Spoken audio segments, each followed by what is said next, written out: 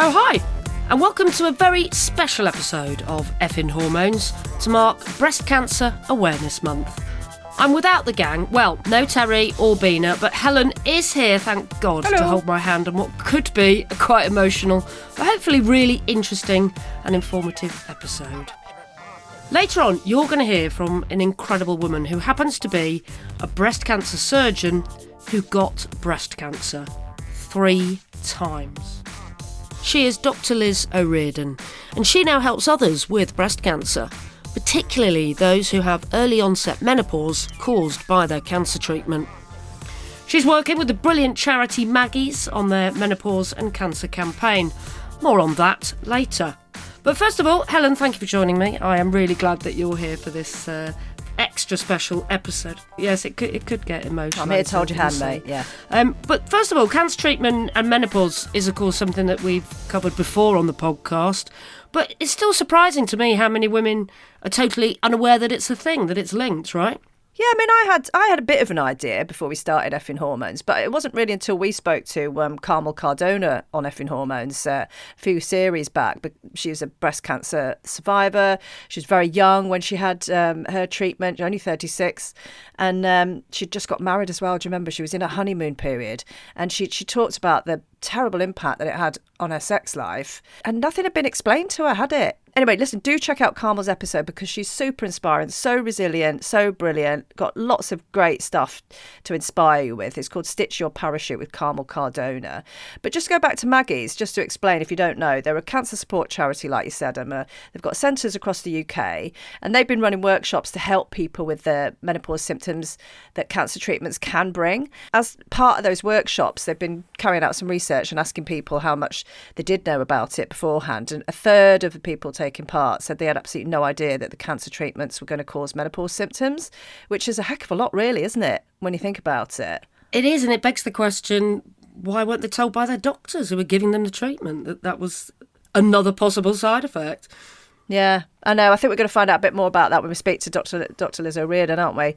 She's certainly got things to say about it. But a lot of people also said that they felt that it hadn't been given enough information as well, which is kind of why Maggie's were running these menopause workshops, because they saw a need there. Good on them. And as part of the research as well, there's a lot of personal testimonies that they collected. And it sounds like people have been really suffering, haven't they? Some people have been saying that the menopause symptoms are actually worse than the side effects they've been getting from the cancer treatments, which is, again, quite something. I mean, you can imagine, right, especially if you're not prepared as well, you're catapulted into menopause, you're already living with cancer, and if you're not aware that that's going to happen, it must be absolutely awful. So we really want to raise awareness of what Maggie's are doing and raise awareness of their work, because they are absolutely brilliant, aren't they? Because this, and as well, this is a subject that's close to your heart, isn't it, Emma? Yes, well, that's right. And then if you've listened to previous episodes, you'll know that my poor sister Abigail got breast cancer and passed away in 2020. And I have to say, Maggie's were brilliant. They helped me with counselling, because they don't just help people who are going through cancer. They actually are very good in the fact that they help families as well. So they helped me with counselling. And then after she'd passed, they helped me with bereavement counselling as well, and her group therapy, which was really, really helpful, actually.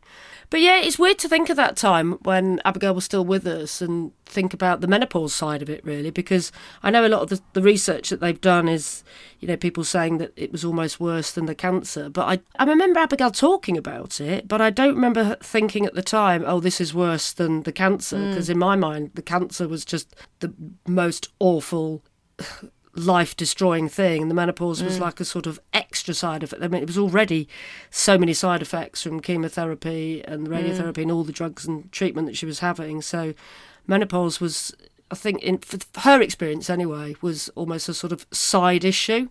But it did mean, the one thing that I do remember her talking about was the hot flushes. And I do remember experiencing it. And the weird thing is that what are the bloody chances? Well, actually, this is statistically true. 1 in 2 people probably will get cancer. My dad had prostate cancer at the same time, and he was being treated for cancer, and he was having hot flushes. And it was him that introduced us to the fan. Do you remember my powerful fan that I used to use all the time? That's right. Yeah. Yeah. The disco fan. Yeah, the disco fan. We were a family of 4, and it was only my mum who was postmenopausal who wasn't having hot flushes. So we all had Wow. fans, and if all 4 of us went out together, we had to make sure there was at least 2 fans, in various people's handbags or bless you. bags, just in case any one of us had a hot flush during that time that we were out. And my dad used to have his name on his as well, so we all took to put his stickers So on it ours, didn't so we knew exactly. get nicked by someone else. Mine.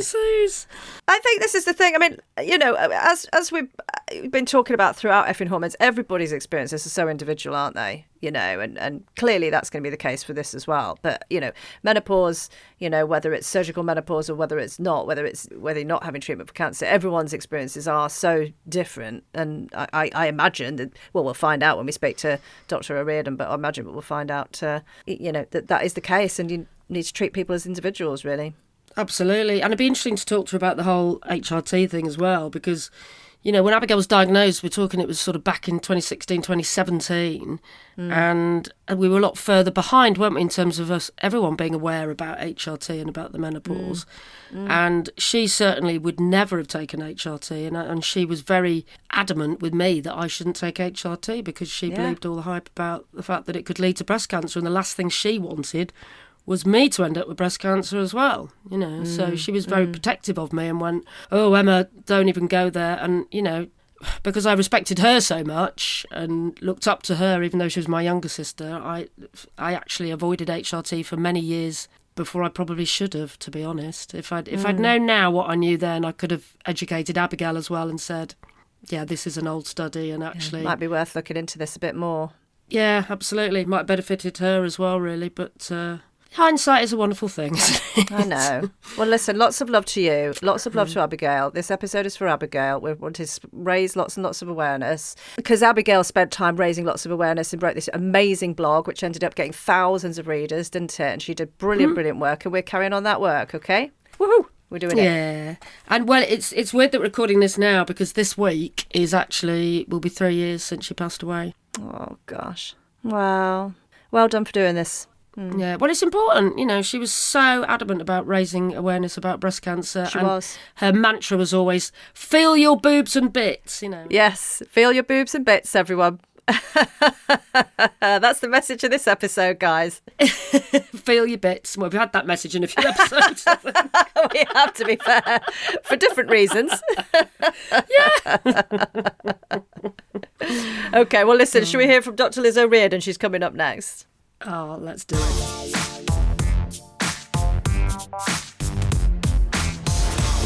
It is now time to meet our very special guest for this episode, Dr. Liz O'Riordan.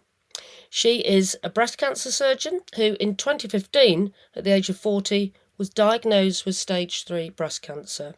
She started blogging about her experiences of being a doctor and patient, went on to give a TED Talk, and penned The Complete Guide to Breast Cancer, all with the aim of helping other patients. All of this led to her being nominated for a Woman of the Year award in 2016.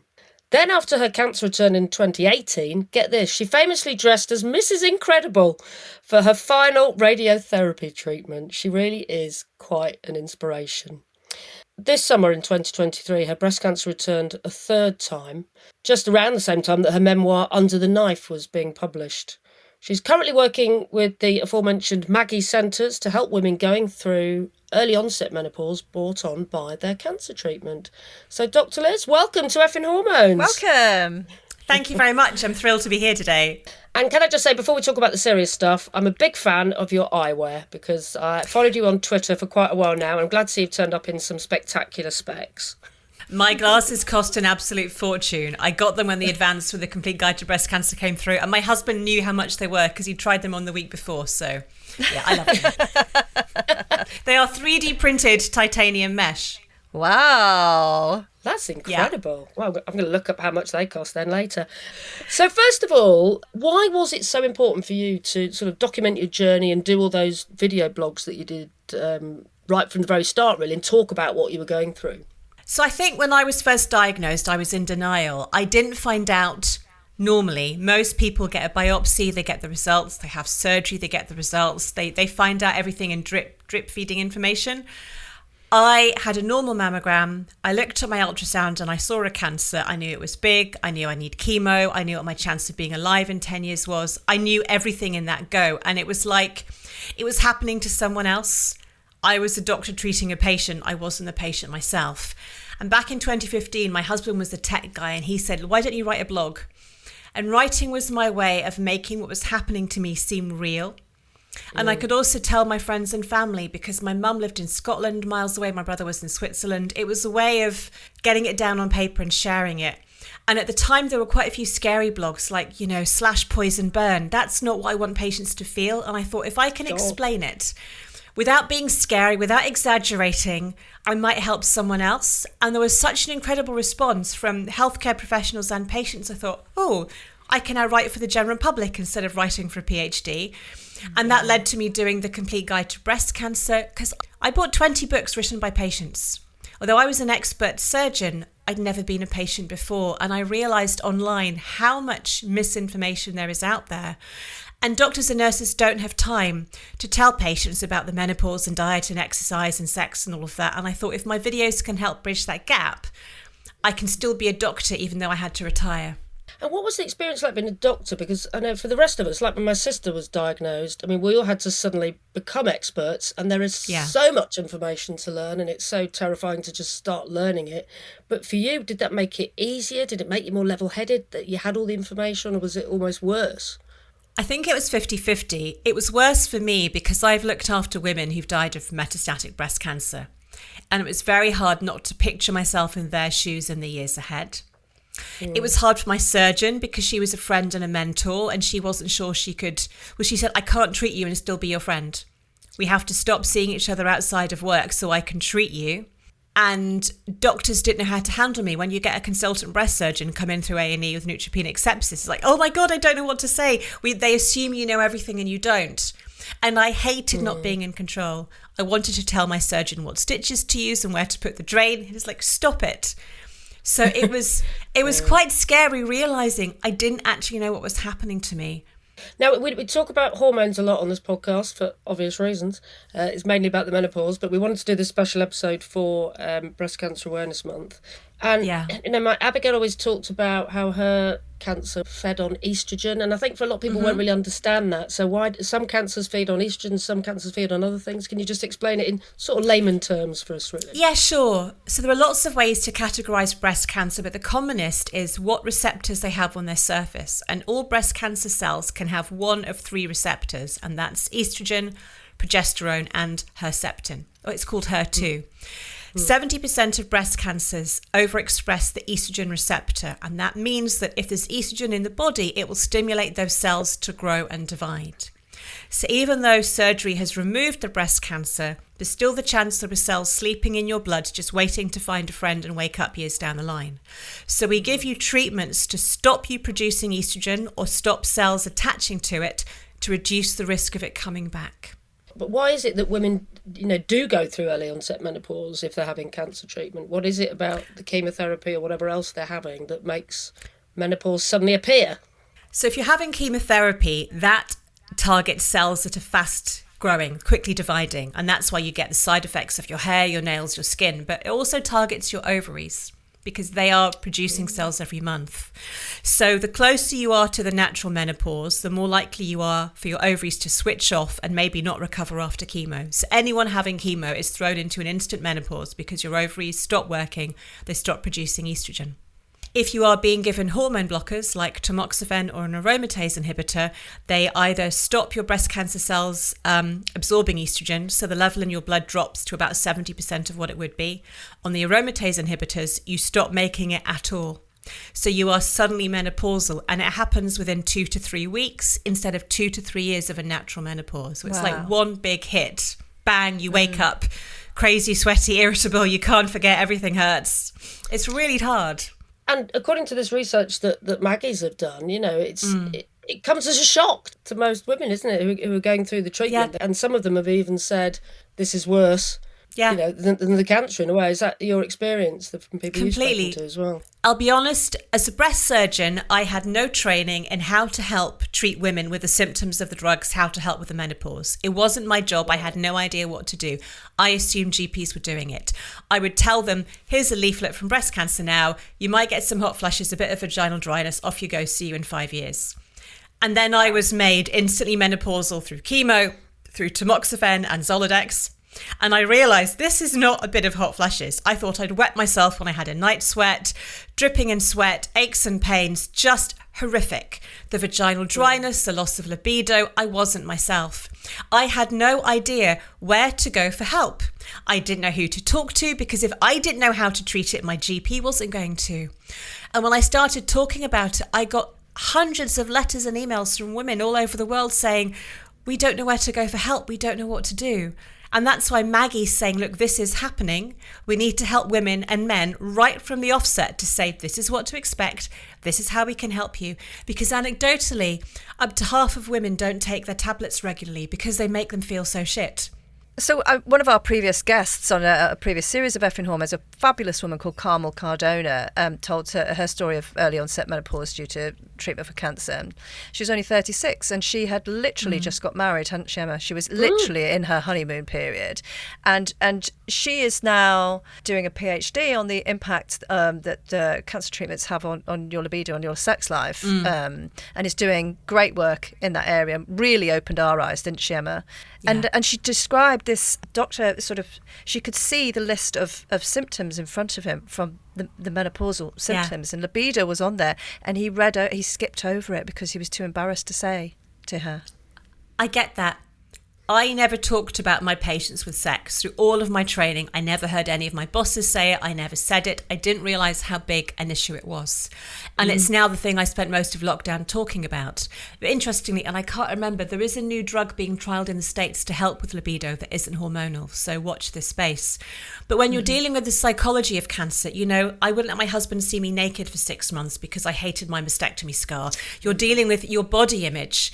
And then trying to make them understand, it's not that I don't fancy you or find you attractive. I have no sex hormones. I have no libido. I don't want sex. I don't get physically turned on the way I used to do.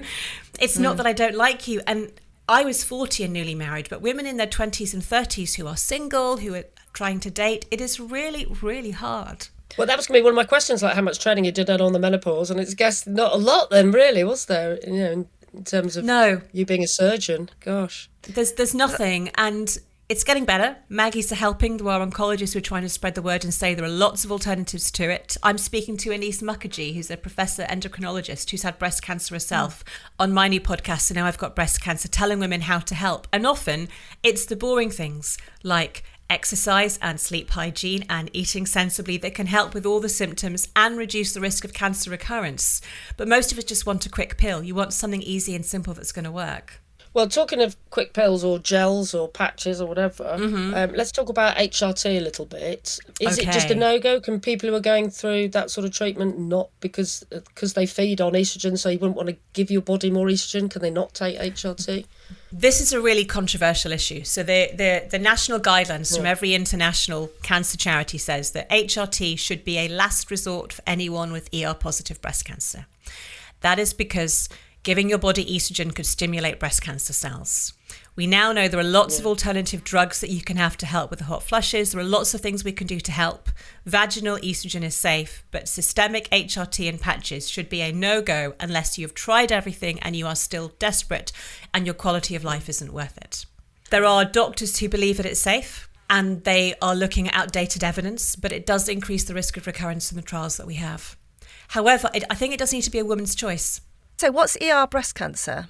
So ER-positive breast cancer, it's breast cancer cells that overexpress estrogen. It's American, so we go ER for estrogen without the O in front.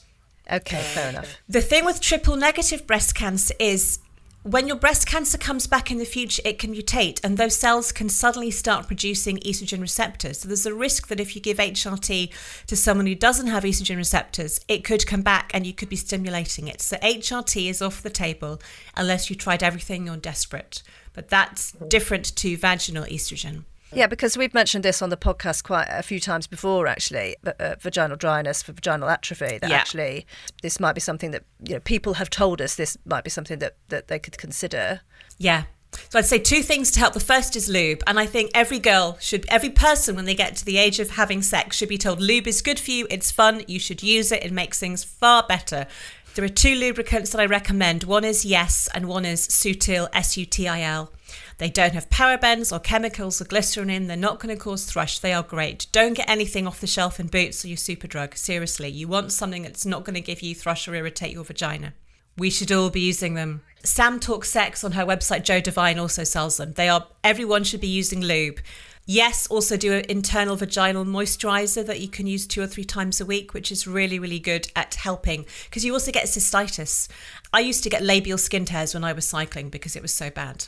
Coming on to vaginal estrogen, and I was discussing this at a conference earlier today, as a doctor, I would never, ever, ever prescribe it because I was so scared about breast cancer coming back. Right. But we know it can come back in a third of women who have every single treatment we have known to man. We know 2/3 of women don't get a recurrence. And we know that things that can halve your risk of recurrence are cutting down alcohol, exercising regularly, and staying a healthy weight. And we don't tell women to do that. And you can go out and drink alcohol, which causes cancer, or buy cigarettes, which cause lung cancer. And the amount of vaginal estrogen absorbed is tiny. A year's worth of vaginal estrogen is the same as 1 HRT tablet. It is tiny. It is absorbed locally into the vagina. Very little hits the bloodstream.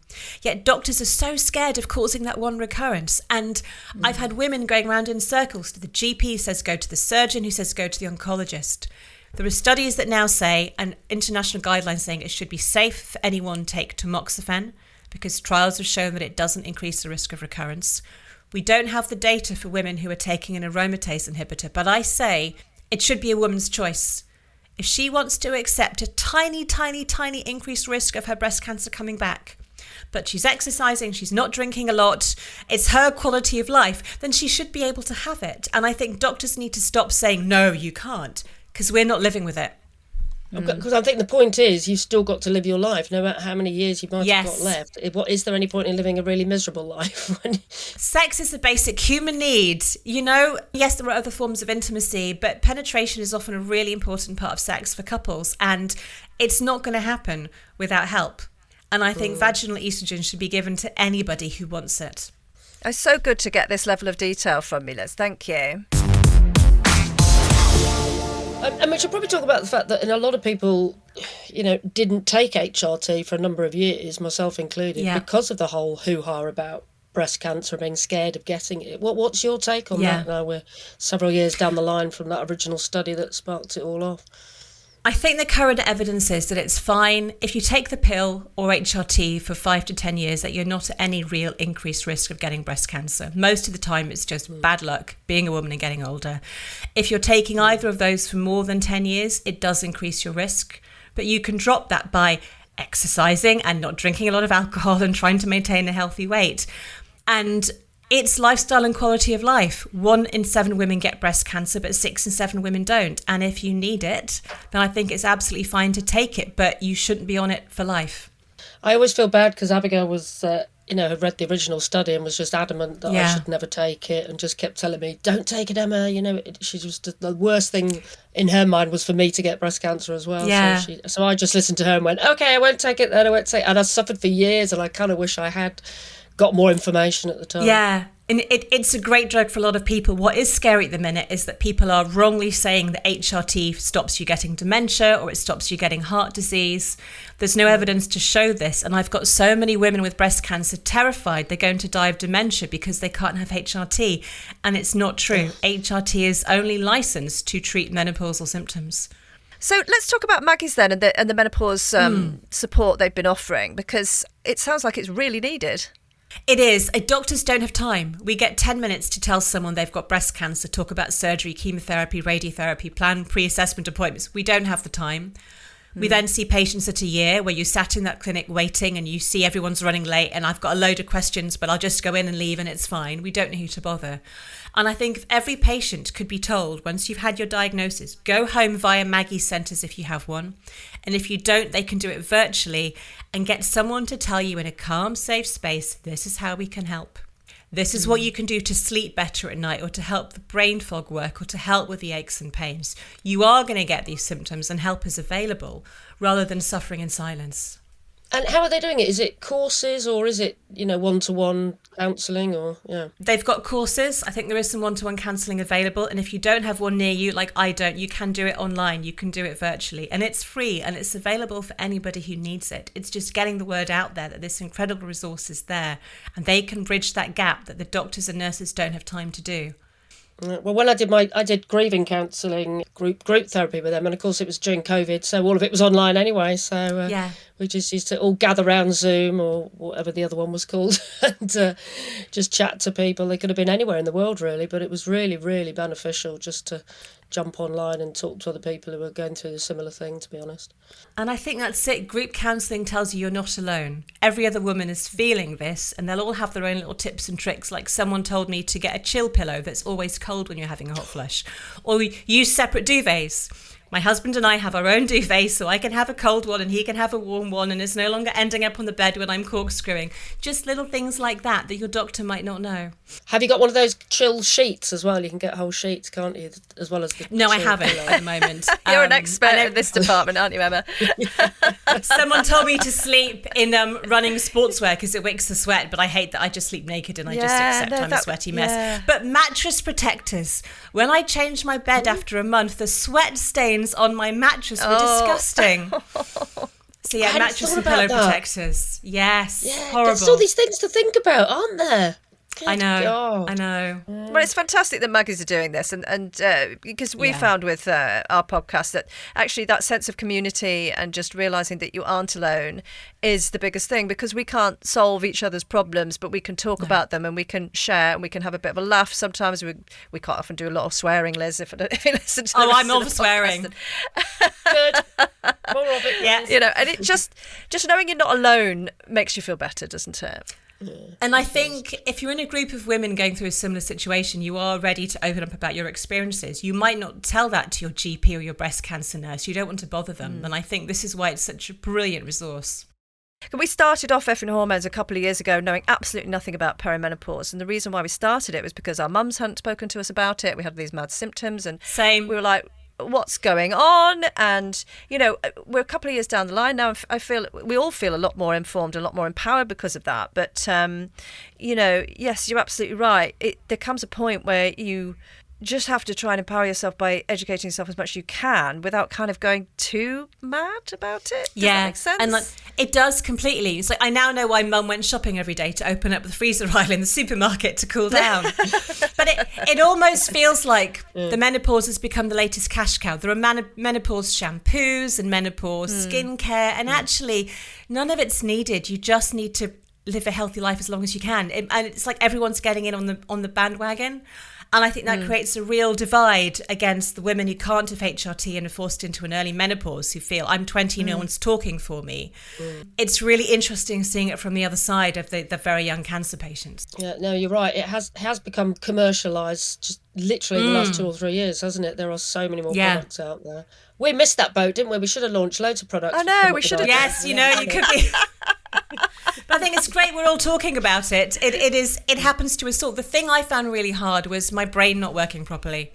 Oh, yeah. Well, we've just been talking about brain fog. Oh. Yeah, Helen turned up to a lunch date a week early. And I shoplifted from my local supermarket this week by mistake, but I did go back.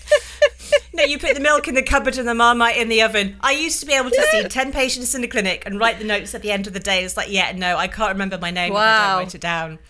Crikey, I could never have done that. I'm impressed. Sometimes my girlfriend's 10 years younger than me, so she's very well informed for when it happens. Literally, she caught me yesterday. She was like, "Are you writing down everything I'm saying?" I'm like, "Yes, because I'll forget it otherwise. My brain can't function." It's bad enough at home, but when you're at work, you're like, I'm on a conference call. It's like, can you email me everything you've said? Because I will not remember it. My brain just doesn't work. Yeah, it is. It's rubbish, especially if you because we've all had careers. We've all worked. Yeah, you're just used to operating in this particular way, and when it first starts happening, it's absolutely horrific, isn't it? I mean, I used to it was always like I could visualise my sentences like running away from me. Yes. But it's a lot better now. I've done a lot of the lifestyle things that you've been talking about, but nowadays I'm I actually just try and go, oh, brain fog, menopause or brain fog, because I just don't care what people think anymore. It's bad when you're actually, because I'm a broadcaster as well, it's bad when you're on air and it's live and you can't think of a word for something. Oh, and you sound like an I get that. idiot, I'll call a pen a potato and ask my husband to pass me the potato. And it's like, what the fuck are you talking about? That thing. I can't remember the name. Oh, man alive. It's good to laugh about it though as well, isn't it? Because you have to. And you have to. I think it's accepting this is happening to you and you cannot change it and you cannot fight it. All you can do is live with it and learn how to cope. On the vein of having a laugh about it as well, I had one question that I've written down is basically tell us about the googly eyes.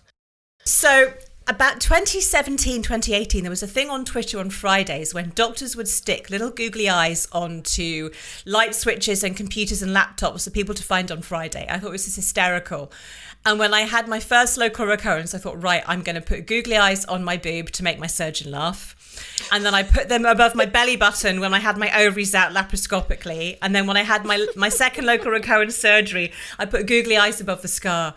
I've worked with the people who were operating on me, so it's really hard for them because it's one of their own. I thought this will just help break the ice. So yeah, googly eyes everywhere. Fantastic. And did they appreciate it? I hope they did. Yes, they did. Yeah, it's like getting the boss to come through before we scrub because she's done a surprise for you. You've got to see the funny side. You really do. You have. And how did the Mrs. Incredible outfit go down then? Did that go down well as well? Yeah, so that all started, I got called Mrs. Incredible during my first cancer treatment by a diabetologist, and I got my husband and I the outfits, and he refused to wear it in public. And I thought, fuck it, it's my second round of radiotherapy, it's my last treatment, I'm going to wear this, otherwise it's going to never get seen. And I got changed in Addenbrooke's car park in my car, and it's a long walk through the hospital concourse all the way to radiology. Right. Nobody batted an eyelid. This was apparently completely normal outfit for someone to wear, and I was sat waiting for radiotherapy. Nobody said a thing. No one said a thing. The team loved it. And then I did a tandem ride with my husband wearing our outfits to raise money for the local hospice because they gave me bereavement counselling, so it is still going. But you've got to have something for fun, haven't you? Oh, good on you. Fantastic.